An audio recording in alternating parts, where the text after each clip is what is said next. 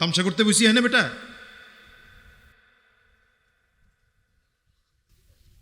আমার মেজাজ কিন্তু খুব খারাপ মেজাজে মানুষ। আমি এমন এক লোক যে এলাকায় ঢুকলে শয়তান আঙ্গুলের ইশারায় সোজা হয়ে যায়, বুঝালে আমি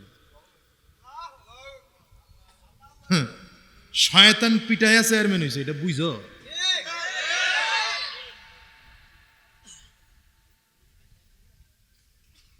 কথা বলবো ঘাড় ঘুরবে না, ঘাড় মনে থাকবে। যতজন লোক বসছেন ঘাড় পর ঘুরবে না ইনশাআল্লাহ। খুব মনোযোগ দিয়ে বসতে পারলে কথা বলবো। আমি মনে করি আমার কথা বলার দরকার নাই। কেন নাই? হযরতুল আল্লামা ইয়াহইয়া মাহমুদ সাহেব দামাত বারকাতুহুম, হুজুর আমার সরাসরি উস্তাদ না, কিন্তু উস্তাদ তুল্য মুরব্বী। হুজুর যে কথা বলেছেন আমি জানি না কতটুকু আলোচনা হয়েছে, কতক্ষণ কথা বলেছেন, কিন্তু শেষ সময় এসে যতটুকু কথা পাইলাম এতে মনে হয়েছে অত্যন্ত বরকতি কথা বলেছেন হুজুর। এরপরে ওয়াজ লাগে না, না। এখন যদি আমি কথা না বলি তো মাহফিল কমিটির মনে কষ্ট যাবে। এই যুবকরা কষ্ট করে আয়োজন করছে, আর বিশেষ করে আমেরিকা থেকে ওই যে কি যেন নাম, রাহাত মাহমুদ, বহুত 1 বছর আগ থেকে আরো 2 বছর 3 বছর ধরে ঘুরছে, ডেট পাইছে 1 বছর আগে। আমার ডেট পায়া সব মিলাইছে অন্যান্য বক্তাদের। বারবার খালি ফোন দিয়া বলে হুজুর মিস করেন না, গিয়ে একটা মন মতো ওয়াজ করবেন। এই জন্য ধমকায় বসাইলাম, একদম মনোযোগ দিয়ে বসবেন ইনশাআল্লাহ, ঠিক আছে? এই যে পোলা ফেন্সারা বইসাস তগরে তো ধমক দিতে পারতাছি না, বাচ্চা মানুষ, তো মনোযোগ দিয়ে বসে থাকবি। তোরা ওয়াজ বুঝবি না, কিন্তু তোরা এখানে বসে থাকলে তখন আব্বা আম্মা ঘরে বসে সাওয়াব পাইব। উচিত তো ছিল এই বাচ্চারা বাবার হাত ধরে মাহফিলে আসবে, মায়ের হাত ধরে মাহফিলে আসবে, কিন্তু আমাদের এলাকার, এটা বাংলাদেশের মানুষের নসিব খারাপ। এরা বাচ্চাদেরকে নিয়ে দ্বীনের পথে আসে না, ইসলামের রাস্তায় আসে না।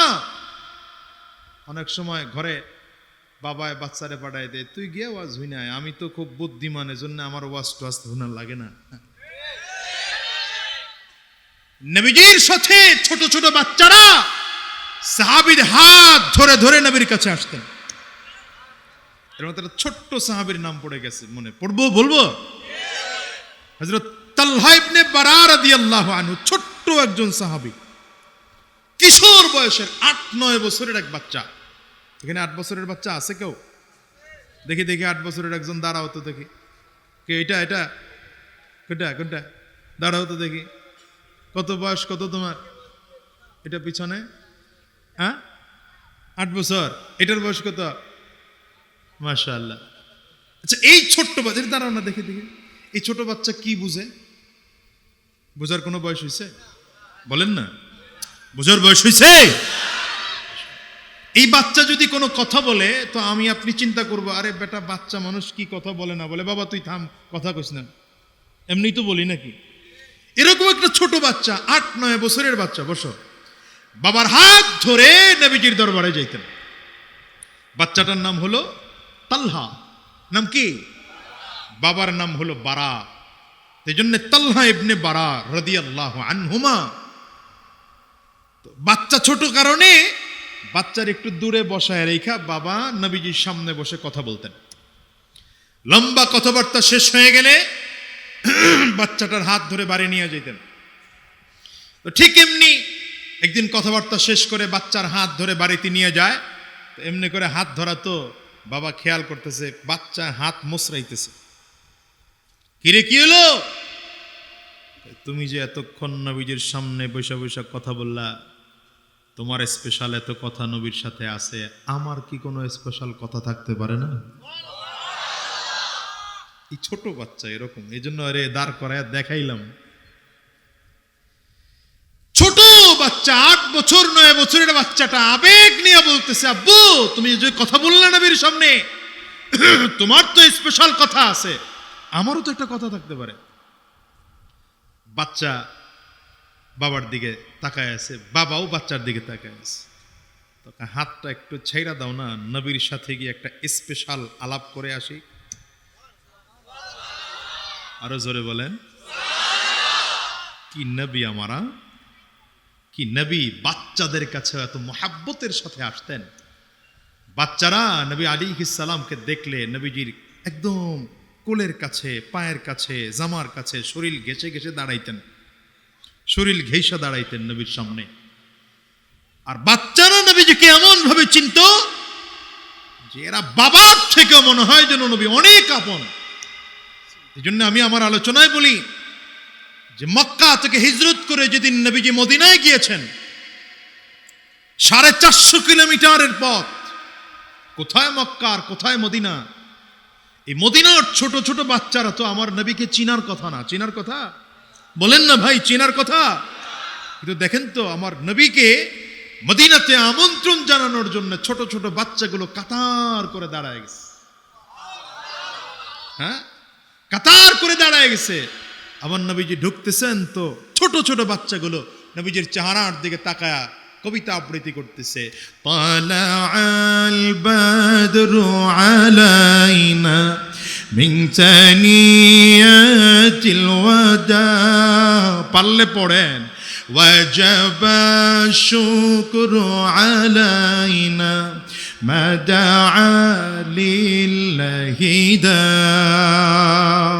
তালাআল বাদরু আলাইনা, জোরে,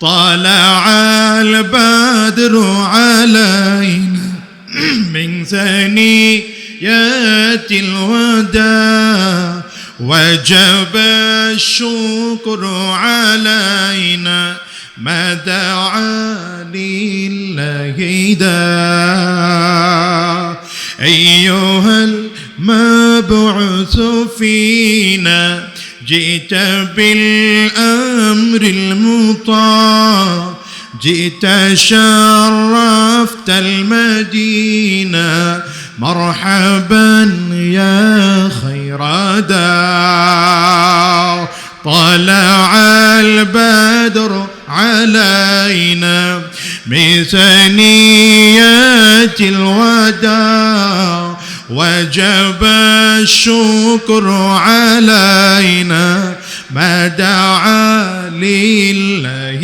داع। ছোট ছোট বাচ্চাগুলো এমন কবিতা আবৃত্তি করে নবীকে যে আমন্ত্রণ জানালেন, বলেন তো এই ছোট ছোট বাচ্চারা আমার নবীর চিনলো কেমনে? তখন তো টেলিভিশন ছিল না যে টেলিভিশনে আমার নবীকে দেখছেন। ইউটিউব আলাইহিস সালাম আসিল না, কি কথা কন না কেন? আল্লামা ফেসবুক আর মাওলানা চ্যাট জিপিটি আসিল না, কি কথা কয় না?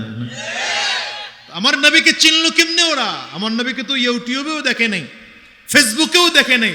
আবার এখন তো নেতারা মাশাআল্লাহ ওই যে গাছে গাছে গাছে ঝুলে না, কথা কয় না লোকগুলা, গাছে ঝুলে ঝুলে এক একজন নেতা মাশাআল্লাহ, বড় বড় নেতা।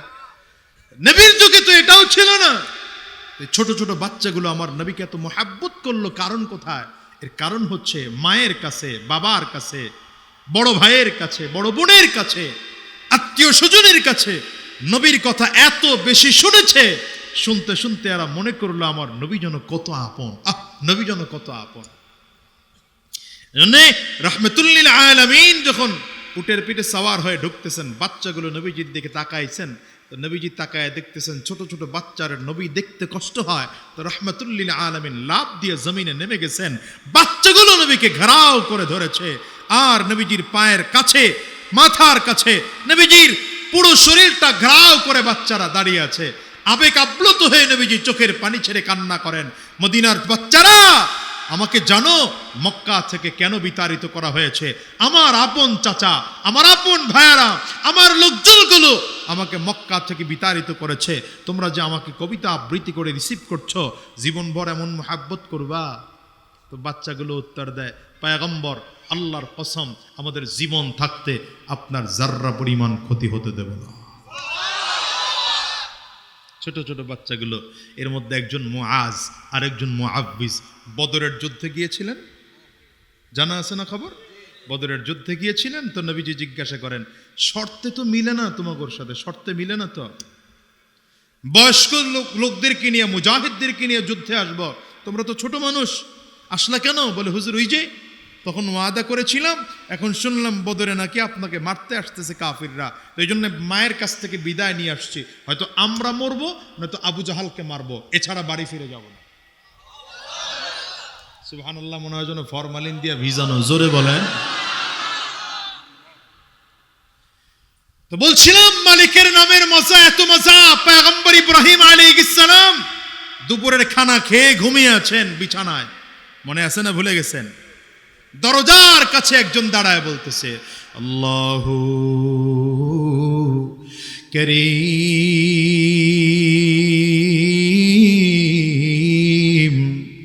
আল্লাহু করিম, পড়েন না, আল্লাহু করিম, আল্লাহু করিম। পয়গম্বর ইব্রাহিম আলাইহিস সালাতু ওয়াস সালাম ঘুম থেকে আওয়াজ শুনে একটা লাফ দিয়ে দাঁড়ায় গেলেন। কি এত চমৎকার করে আমার মালিকের নামটা ধরে ডাকো, ডানে আর বামে তাকায়, কোথাও খুঁজে পায় না কে আমার মালিকের নামটা ধরে ডাকে। একটা দৌড় দিয়া দরজার সামনে দাঁড়ায় গেছেন পয়গম্বর ইব্রাহিম আলাইহিস সালাম। দরজার সামনে দাঁড়াতেই তাকায় দেখেন গেটের সামনে একজন ভিক্ষুক দাঁড়ায় দাঁড়ায় মালিকের নামের ডাক দেয়। ইব্রাহিম আলাইহিস সালাম এক দৌড় দিয়া ভিক্ষুকের সামনে দাঁড়ায় দিয়া ডাক দেয়, ভাই রে, তোমার কণ্ঠে আমার মালিকের নামের ডাকটা বড় মজা লাগে, তুমি যখন কণ্ঠ ভরে আমার মা।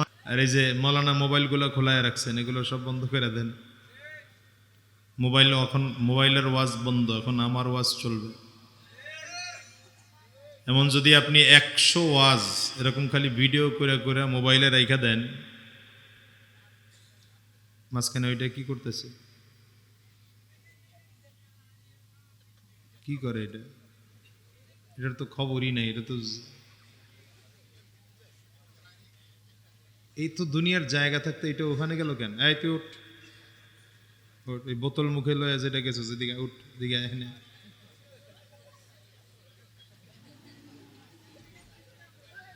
ব্যাস। হাসতেছো কেন? এটা হাসার কি হইলো? এটা হাসার কোনো ঘটনা ঘটছে এখানে? আর মাশাআল্লাহ সামনে সব এমন এমন লোক বসছে, এই যে পোলাপান, এগুলো নিয়ে কথা বলবো কেমনে? আর আপনাদের একটা দোষ হলো, আপনারা মাহফিলে আসেন শেষেই, পোলাপান আসে আগে। এই যে কেউ খারাইছে, কেউ অর্ধেক বসছে, কেউ ওই যে বাদাম চাবায়, কেউ দাঁত পিটায়। ওই যে এদের সামনে ওয়াজ করি কেমনি? এদের ফাঁকে ফাঁকে 2-4 জন মুরব্বীরা এসে বসেন তো ফাঁকে ফাঁকে। এই যে এই 3 জন মুরব্বী, 3 জন একটু এসে আমার সহযোগিতা। আরে বাবা, এদের মাঝখানে এই তো কইছি, আপনি গিয়ে তো হেনি বললেন, এদের মাঝখানে সামনে, একদম সামনে আই। হ্যাঁ, না না, এগুলো উঠাও না।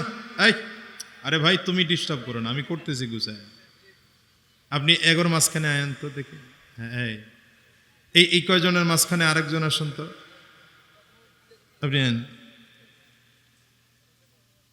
হ্যাঁ, মাশাআল্লাহ। নবীজির সামনে যারা বসতেন এরা বুদ্ধিমান ছিলেন। তো আমাদের সমস্যা হলো, বেশি বুদ্ধি হইলে এখন চেয়ার লাগে। ওরা রাগ করেন না, আবার যখন চেয়ার আছে রাগ করেন না, আবার আপনার করে কই নাই আর কি। এরা ভাবসাব নিয়ে আলাদা একটু বসবে, আর মাহফিলের প্যান্ডেলের সামনে বসাটা এরা অনেক সময় ছোট ছোট মনে করে। এই জন্য ওই পিছনে গিয়া হেলান টেলান দিয়ে একটা ভাবসাব নিয়ে, উনি অনেক বড় টাকাওয়ালা ক্ষমতাওয়ালা বুঝছে আর কি, একটা ভাবসাব। কথা বলেন না, ঠিক না? দ্বীনের আলোচনা শোনার জন্য এমন যেন না হয়। আল্লাহ আমাদের হেফাজত করুন, জবান খুলে বলেন আমিন। এই যে এখান থেকে খালি আমিনের আওয়াজ আসে, ওই জায়গার থেকে আসে না। আর এই যে এই বসে রয়েছে না কজন, এদের থেকেও আসে না। আবার মাশাআল্লাহ মাঠটাও এমন মাঠ, এইদিকে একটু ওইদিকে একটু, এখান থেকে আবার কিনারা গেছে, মানে বেজার। ভালো মাঠ ছিল না, বড় টড়ো মাঠ এমনই।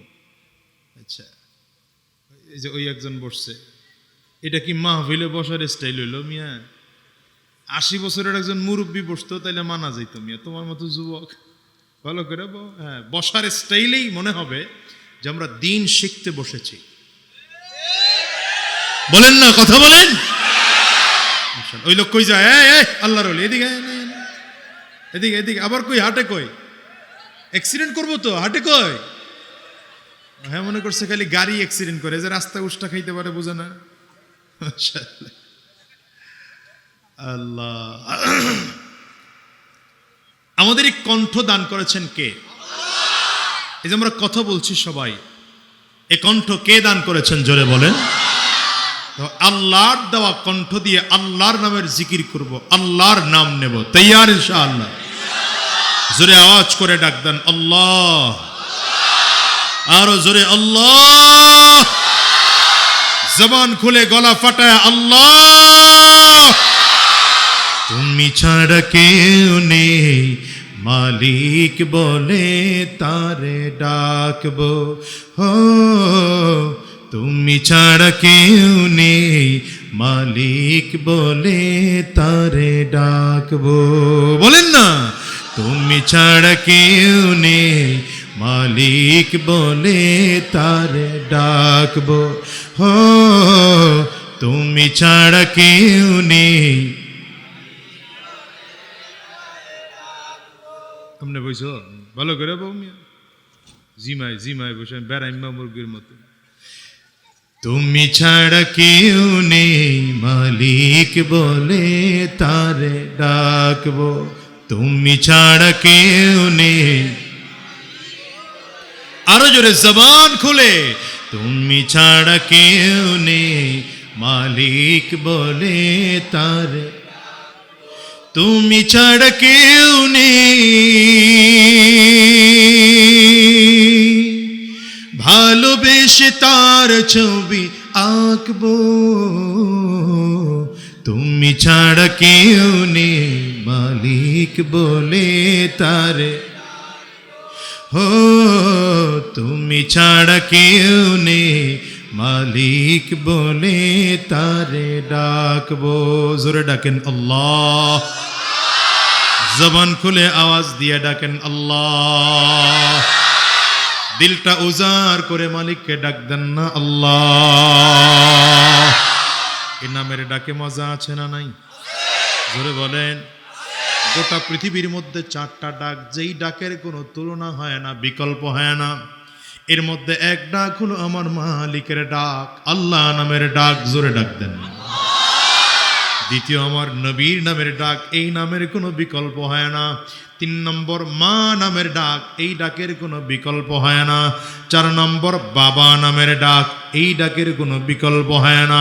গোটা দুনিয়ার সব মানুষগুলো ডাকতে ভেজাল আছে, কিন্তু এই 4টা ডাকের মধ্যে কোনো ভেজাল নাই। চিল্লায় বলো ঠিক কিনা? আওয়াজ করে আবার ডাকেন আল্লাহ। জীবনে তো অনেক ডেকেছেন, আজকে একটু দিলটা উজাড় করে ডাক দিবেন, দিল থেকে ডাক দিবেন। ঠেকায় পড়লে, বিপদে পড়লে তো আল্লাহকে ডাকি, এটা তো ডাকা হয় ভিন্ন। কিন্তু আজকে দিলটা উজাড় করে আল্লাহকে ভালোবেসে একটা ডাক দেন তো। চক্ষুটা বন্ধ করে, আগে বুঝেন, আগেই ডাকেন না। চক্ষুটা বন্ধ করে দিল থেকে মোহাব্বত করে একটা ডাক দেন আল্লাহ। আরো জোরে আল্লাহ। তাই তো সারাক্ষণ ডাকি তোমাকে, ভালোবেসে কাছে টেনে নাও আমাকে। তাই তো সারাক্ষণ ডাকি তোমাকে,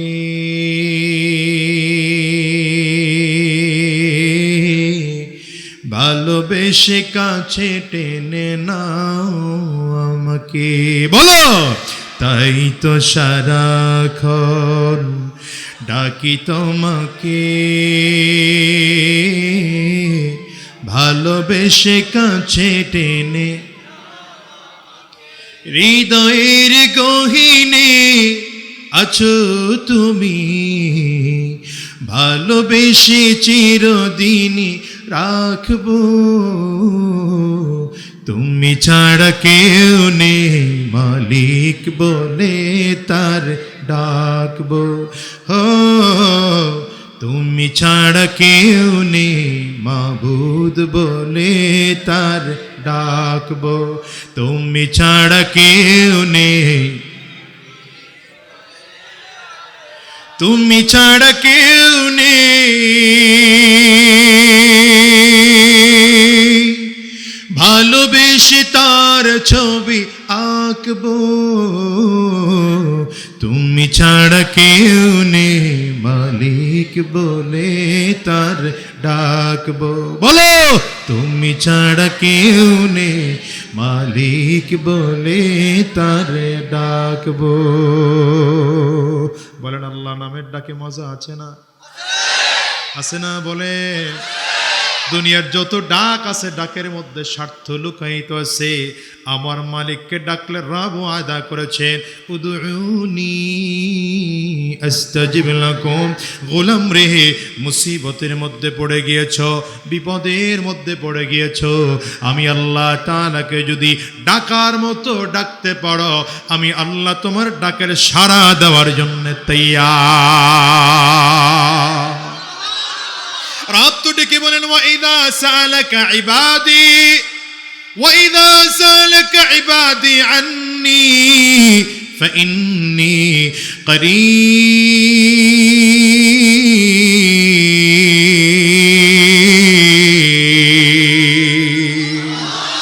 বান্দা মুসিবতের মধ্যে পড়ে গেলা, বিপদের মধ্যে পড়ে গেলা, আমি আল্লাহ তাআলাকে ডাকো, আমি আল্লাহ তাআলাকে ডাকো, আমি আল্লাহ তাআলাকে ডাকলে আমার তোমার ডাকের সাড়া দেওয়ার জন্য তোমার কাছে এসে দাঁড়ায় যা। এজন্য মালিককে ডাকতে রাজি না? জোরে বলেন, জোরে বলেন। সকালেও ডাকবেন, বিকালেও ডাকবেন, রাতেও ডাকবেন। মালিকের নামের ডাকটা এত মজার ডাক, এটা দাঁড়িয়েও মালিককে ডাকা যায়, বসেও আমার মালিকরে ডাকা যায়, শুয়েও আমার মালিকরে ডাকা যায়। বলেন ঠিক কি না? এই ছেলে, এই তুমি মুসরা মুসরি করো না, আপনি পিছনে যান, এই বক্সটা ছাড়া। আমরা তো রবের নামে ডাকের মজা পাই না, এই জন্য আল্লাহ মুয়াজ্জিনরে দিয়ে ডাকায়। আমরা মসজিদে হাজিরাও দিতে জানি না, ঠিক না? ঠিক না? ঠিক না? নবীরা সাহাবায়ে কেরাম তো মালিকের নামে ডাকে মজা পাইতেন। পয়গম্বর ইব্রাহিম আলাইহিস সালাতু ওয়াস সালাম নাম শুনেছেন? দুপুরের খানা খেয়ে বসে আছেন, হঠাৎ করে শুনতেছেন দরজার কাছে দাঁড়ায়া কে যেন মজা করে ডাকতেছেন, চমৎকার করে ডাকতে, এই এই